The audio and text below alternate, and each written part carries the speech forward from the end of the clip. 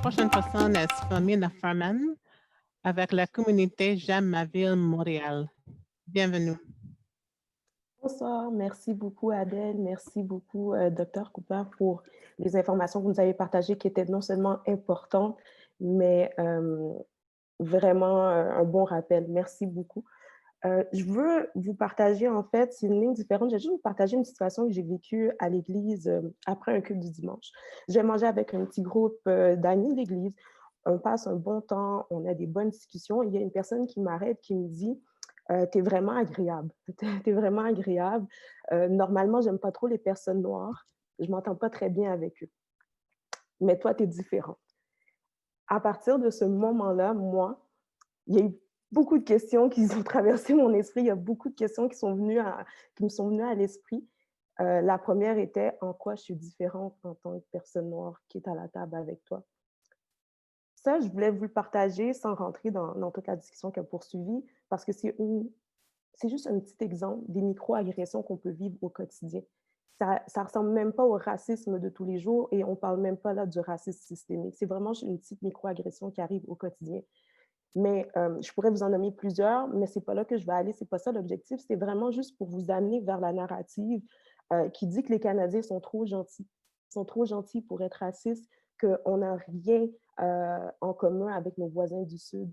Il reste quand même que plusieurs personnes au Canada portent des biens inconscients. Puis ces biens inconscients-là sont bien réels et parfois c'est très conscient par contre. Leurs gestes et leurs paroles sont très conscients, mais il y a des biens inconscients qui existent dans la société, qui existent au Canada, qui blessent, qui blessent. Puis ces biens-là, ces problèmes-là, ces défis-là, ces enjeux-là, ça vient d'un problème de cœur. Et de ce que j'ai compris dans la vie, c'est que les problèmes de cœur, on ne peut pas les régler par des lois, on ne peut pas les régler par des règles, on peut seulement les régler avec un changement de cœur.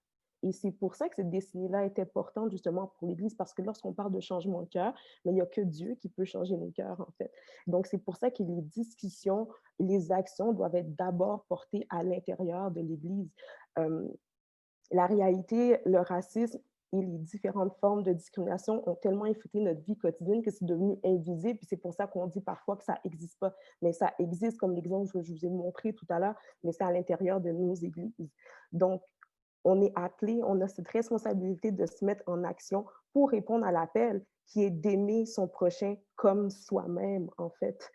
Donc, c'est pour ça qu'on doit se positionner, on doit se positionner en tant qu'Église, parce qu'à l'intérieur de nos congrégations, bien, on a des politiciens, politiciennes, on a des directeurs, on a des directrices, on a des dirigeants, dirigeantes, on a des gens actifs pleinement dans notre société qui peut-être ont ces biens inconscients-là, ou peut-être jouent un rôle justement dans le racisme systémique qu'on retrouve à l'intérieur de notre société, qui, avec un changement de cœur, un renouvellement de cœur, peuvent après impacter leur cercle, peuvent impacter justement l'endroit, refléter, être un allié, puis vraiment amener à ce changement qu'on veut, à éradiquer le racisme, à lutter contre le racisme. Donc, c'est pour ça que cette discussion-là doit avoir lieu à l'intérieur de l'Église.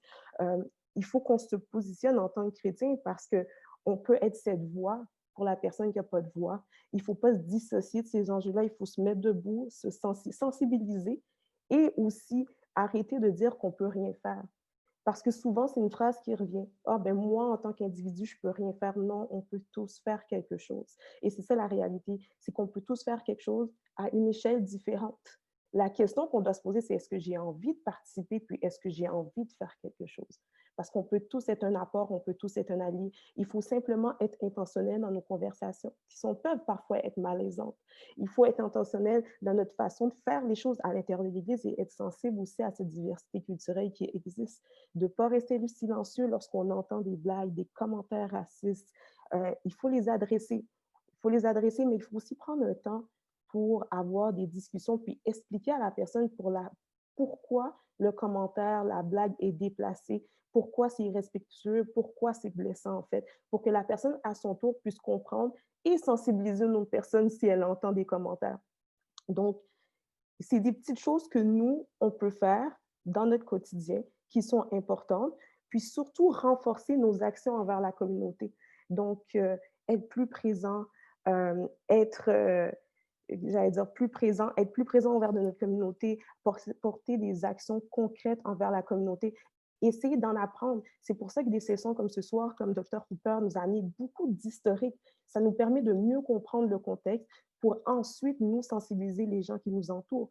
Puis, il faut également avoir une position de réflexion. Donc, s'asseoir, prendre un temps et se poser la question, est-ce que moi, en tant que personne, j'ai des biais inconscients? Est-ce que moi, j'ai déjà dit des propos ou posé un geste sans savoir qu'il a blessé quelqu'un? Parce que c'est en commençant justement par ces réflexions-là, ces petites réflexions-là qui nous permettent de grandir et pouvoir changer et pouvoir aider une personne à côté de nous éventuellement.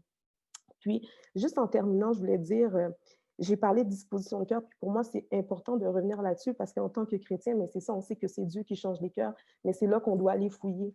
C'est là qu'on doit aller regarder vraiment qu'est-ce que notre cœur contient parce que si nous, en tant que l'Église, nos cœurs changent, bien, ça nous permet de devenir des meilleurs alliés et ça nous permet d'être un meilleur vecteur justement pour éradiquer et lutter contre le racisme. Donc, c'est vraiment ce que je voulais vous partager et pourquoi je crois que cette décennie va être importante.